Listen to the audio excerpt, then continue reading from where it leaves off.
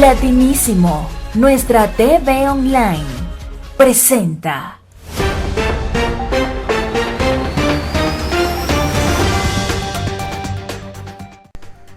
Muchas gracias una vez más llegando a usted en este momento.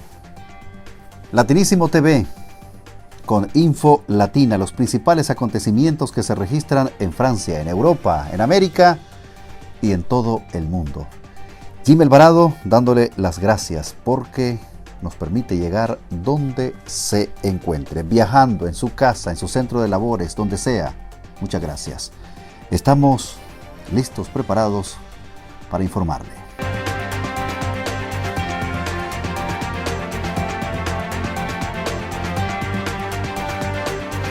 Bien, queremos también invitarlos a que nos pueda seguir en nuestras plataformas digitales, Instagram, en Twitter, en Facebook y en YouTube.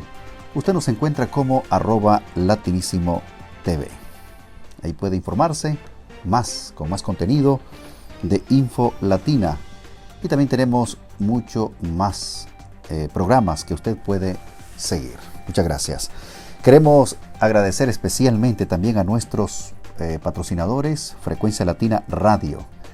Ahí tiene un gran repertorio musical, buena música, el mejor ambiente que usted puede conseguir escuchando Frecuencia Latina Radio. Nos encuentra como Freconce Latina, @Freconce Latina en las redes sociales. También en www.freconcelatina.com. Ahí está entonces para que usted pueda entretenerse, pasarla bien, ya sea solo, con sus amigos o con quien usted lo prefiera. www.freconcelatina.com. No lo olvide, entreténgase. Museo del Louvre, uno de los más importantes del mundo, abre sus puertas. Un total de 7.400 personas pasaron por sus salas en esta primera jornada. 3/4 partes de ellos turistas extranjeros, los que solían ser lo normal antes de la crisis. Un centenar de personas guardaba cola, muchas de ellas desde una hora antes, cuando a las 9 de la mañana el presidente del Louvre fue el primero en hacer un recorrido por el museo, entre los aplausos de un grupo de empleados.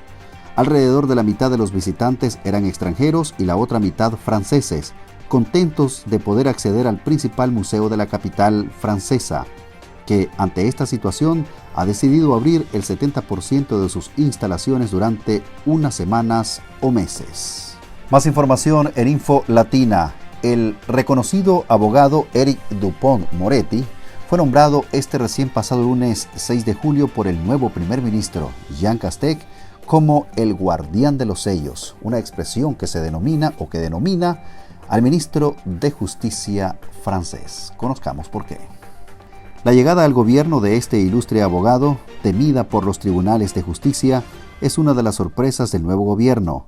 Dupond-Moretti sucederá a Nicole Belloubet, abogado penalista y una figura mediática en salas de audiencias.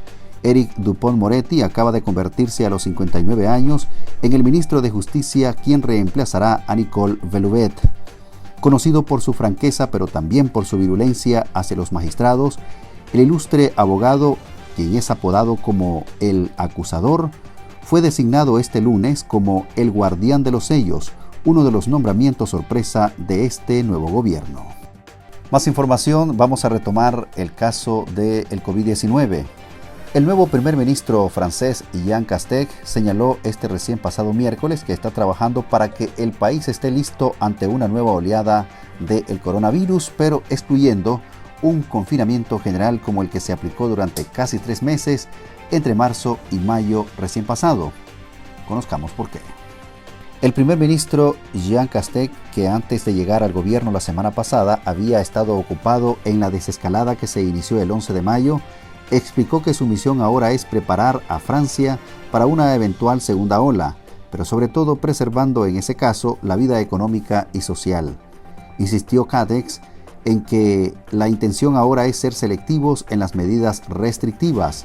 El primer ministro se desplazará este fin de semana a la Guayana Francesa, departamento en la cuenca del Amazonas que comparte cientos de kilómetros de frontera con Brasil. Bien, ya conoce entonces cuáles son las medidas que usted debe acatar. La prevención ante todo.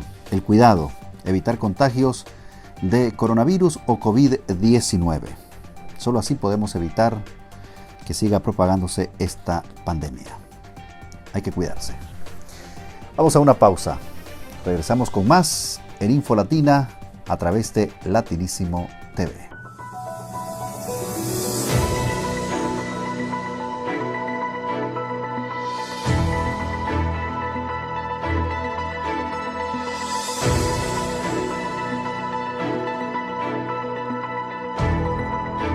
Noticia que es tendencia.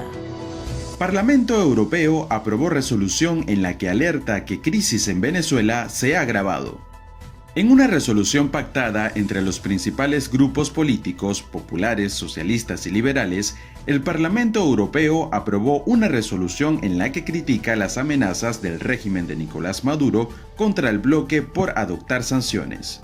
Por ejemplo, con la expulsión de la embajadora de la Unión Europea y el embajador español en Caracas, al tiempo que llama a la celebración cuanto antes de elecciones libres y creíbles en Venezuela para superar la crisis política y humanitaria. Escuchemos las siguientes declaraciones. Hoy hemos aprobado en el Parlamento Europeo la tercera resolución en un año sobre Venezuela para responder a la grave crisis. Enviamos un mensaje claro a Maduro. No le reconocemos, no puede haber un gobierno de transición con él y seguiremos endureciendo las sanciones selectivas hasta que abra el paso a elecciones libres y justas.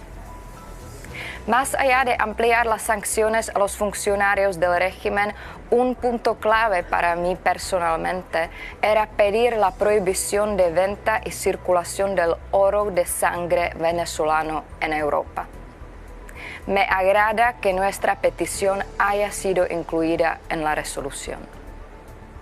También pedimos que los países europeos reconozcan a los representantes políticos del presidente legítimo Juan Guaidó.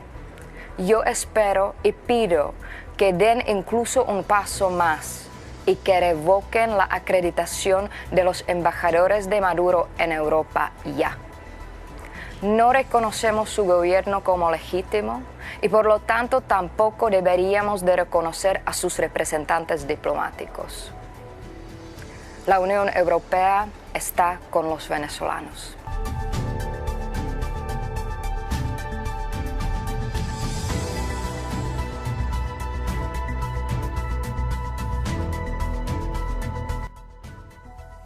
Estamos de regreso con usted, muchas gracias. Recuerde que nos puede seguir a través de Instagram, YouTube, Facebook y también a través de Twitter.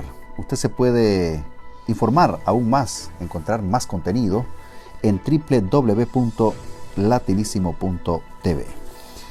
Vamos con más información ahora desde América Latina. Esta región, junto al Caribe, está siendo devastada por el coronavirus o el COVID-19. Hasta este recién pasado 7 de julio, habían más de 3 millones de casos, que ahora pues están representando más del 50% de los contagios del COVID-19 en las Américas. La propagación continúa y hay muchas personas que no están acatando. Veamos cómo está la situación en nuestra América Latina. Sin ver un pico de contagios, el mundo sigue siendo testigo de cómo la pandemia del nuevo coronavirus se transmite por cada rincón del planeta. Hasta hoy son más de 11 millones los contagios que se han registrado y más de 540,000 los fallecidos. La Organización Mundial de la Salud advierte que el brote mundial se sigue propagando y con más velocidad, ya que tan solo en 2 días se registran los mismos contagios que se produjeron en los 3 primeros meses de la pandemia. La única cifra alentadora es el número de muertes, estabilizada desde el pasado mayo. Vamos a seguir informándole a través de Info Latina desde América Latina. El presidente de Brasil, Jair Bolsonaro, dio positivo a coronavirus. A sus 65 años sigue siendo el líder mundial que no cree todavía en que la pandemia del coronavirus está causando tantas muertes. Aunque dio positivo, dijo sentirse muy bien. Además, aseguró que se encuentra con tratamiento médico. Veamos. La declaración del presidente Bolsonaro había sido esperada desde el pasado lunes, luego de que se informara que el mandatario se había sometido a una prueba.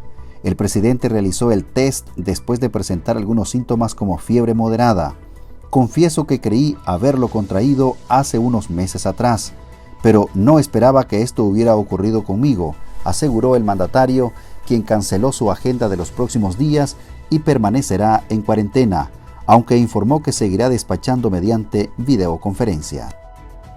Seguimos informando desde América Latina. El presidente de Venezuela, Nicolás Maduro, encargó a la milicia bolivariana dirigir el plan especial para cuidar de la población de cara a las próximas elecciones parlamentarias a realizarse en el mes de diciembre.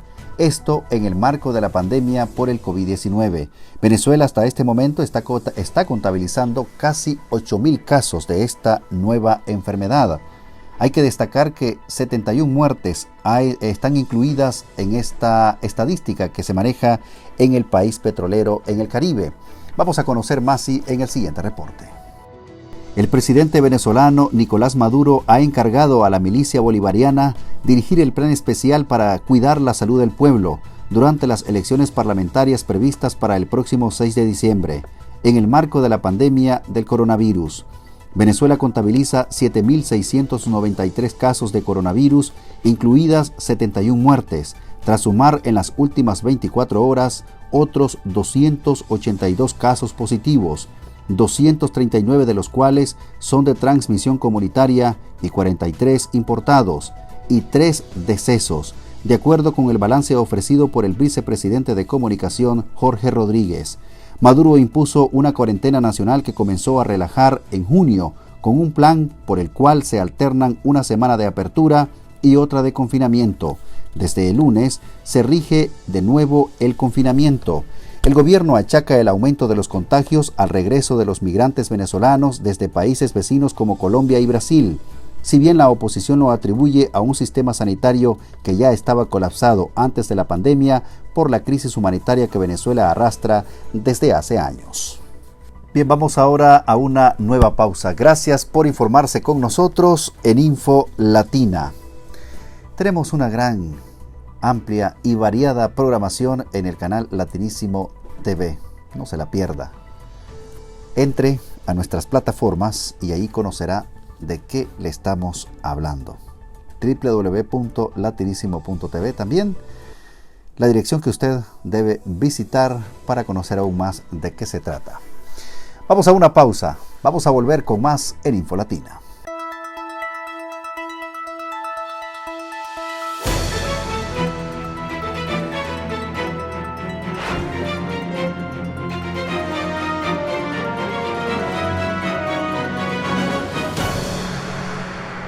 Más información desde América Latina y una noticia que a lo mejor cae muy bien en el resto de países de América Latina. En Perú está el Congreso pensando en abolir la inmunidad para altos funcionarios del Estado. El Congreso aprobó esta iniciativa. Conozcamos. Un enfrentamiento vuelve a desatarse entre el Ejecutivo y el Legislativo peruano. Meses de atención a la pandemia no terminaron las tensiones políticas que en septiembre del pasado 2019 llevaron a la disolución del Congreso y a elecciones que lo renovaron el pasado enero. En una sesión virtual con 110 votos a favor, 13 en contra y 0 abstenciones, el Congreso aprobó una reforma constitucional que elimina la inmunidad para los parlamentarios, el presidente, los ministros y todos los altos funcionarios, por cualquier delito que cometan en el ejercicio de sus funciones y hasta 5 años después de que hayan cesado estas, afirmó un comunicado del Poder Legislativo peruano. Seguimos informando a través de Info Latina. La Fiscalía de Bolivia acusó al expresidente Evo Morales de terrorismo. Según el exfuncionario, la orden es ilegal. La Fiscalía de Bolivia emitió una acusación formal por supuestos delitos de terrorismo y financiamiento al terrorismo contra el expresidente del país, Evo Morales Ayma, quien actualmente se encuentra en Argentina. El ente acusador pidió además su detención preventiva, alegando que hay pruebas en contra del exmandatario. De acuerdo con las investigaciones, el exjefe de Estado habría tenido varias conversaciones con Faustino Yucra, en las que Morales habría instruido al dirigente cocalero cometer actos ilícitos durante los hechos violentos registrados en el país a partir del 10 de noviembre del 2019, cuando el entonces mandatario anunció su renuncia, la cual después calificó como un golpe de Estado. Seguimos informando desde América Latina porque identificaron, óigalo bien, el caso Ayotzinapa sigue siendo titulares, porque identificaron los restos de uno de los 43 estudiantes desaparecidos en ese lugar mexicano. La Fiscalía General de México informó que los restos de uno de los 43 estudiantes de la Escuela Normal de Ayotzinapa, desaparecidos en septiembre del 2014, fueron identificados. El hallazgo no coincide con la versión oficial de la investigación realizada durante la administración de Enrique Peña Nieto.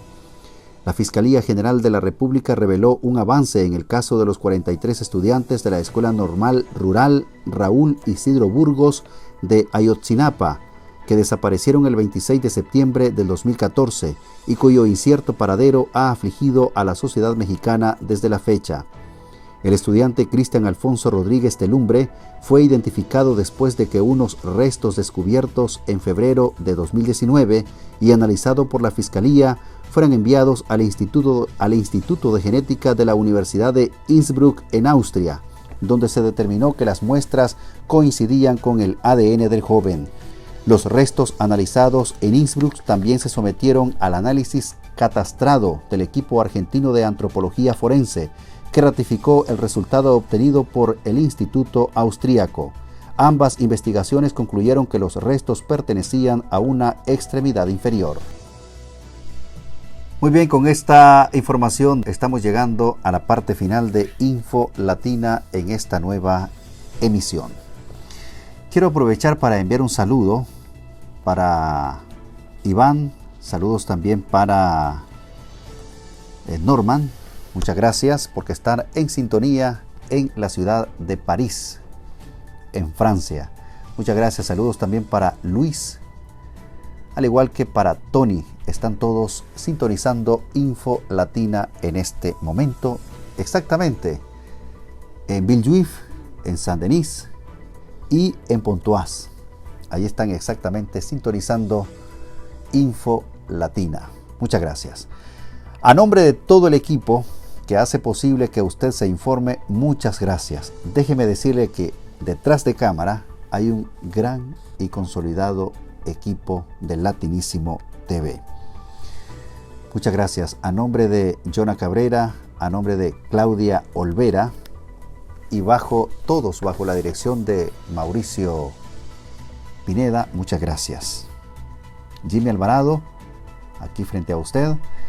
Les invitamos para que nos pueda sintonizar en una próxima emisión de Info Latina, si Dios lo permite. Hasta entonces.